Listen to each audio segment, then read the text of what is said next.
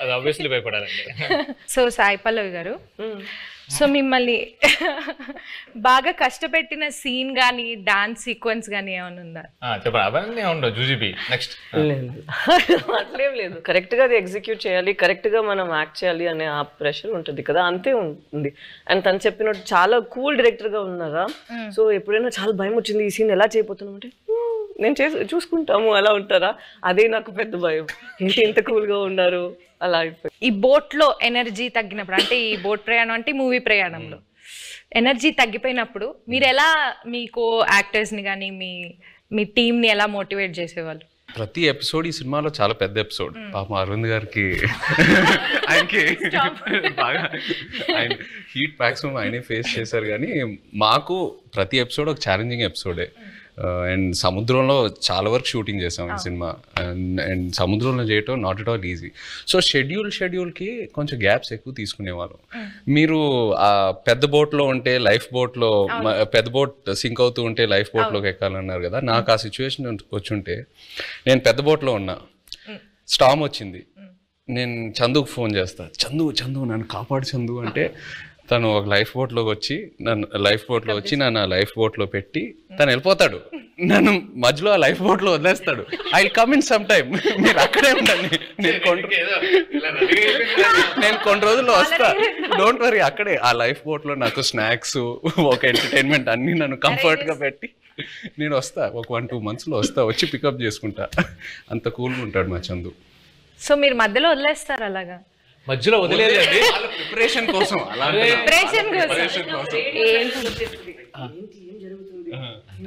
జరుగుతుందా ఏమైనా అలా సడన్ గా ఒక సైలెన్స్ వస్తుంది ఒక 2 monthsకి, దాని తర్వాత మళ్ళీ స్టార్మ్ స్టార్ట్ అవుతుంది.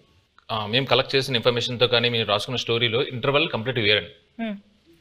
ఒకసారి మళ్ళీ మనం వెళ్ళినప్పుడు మొత్తం అంతా అక్కడ శ్రీకాకుళం వెళ్ళి మొత్తం రీసెర్చ్ చేస్తున్నప్పుడు ఇంకా డీప్ అండ్ డెప్త్గా ఆ 22 మందిని కూర్చొని వీళ్ళని అడిగితే, అప్పుడు వాళ్ళు అక్కడ ఫిషింగ్లో ఉన్నప్పుడు వాళ్ళకి ఒక 2017లో ఒక స్టార్మ్ వచ్చింది.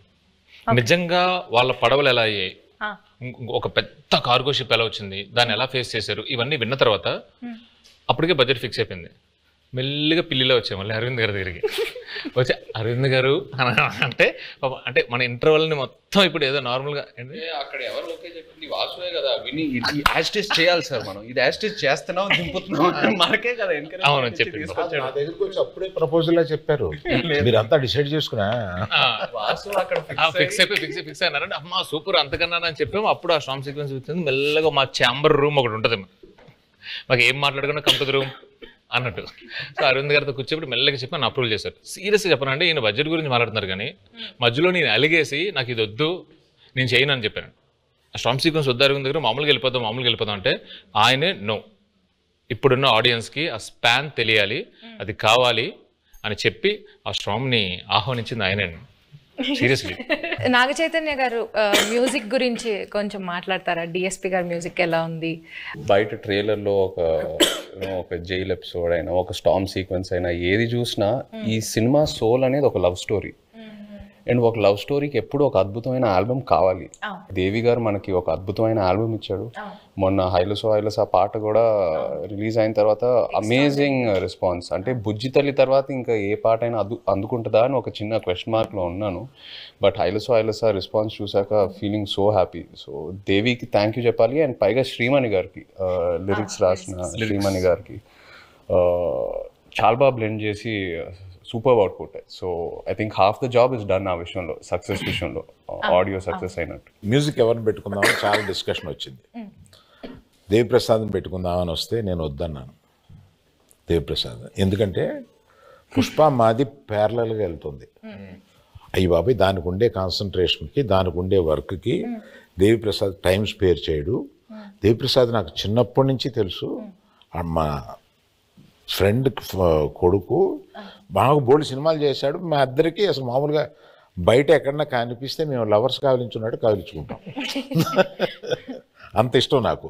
కానీ ఈ సినిమా కరెక్ట్ కాదా అని ఇలాగా సందేహపడుతూ రోజు డైనింగ్ టేబుల్ బన్నీతోటి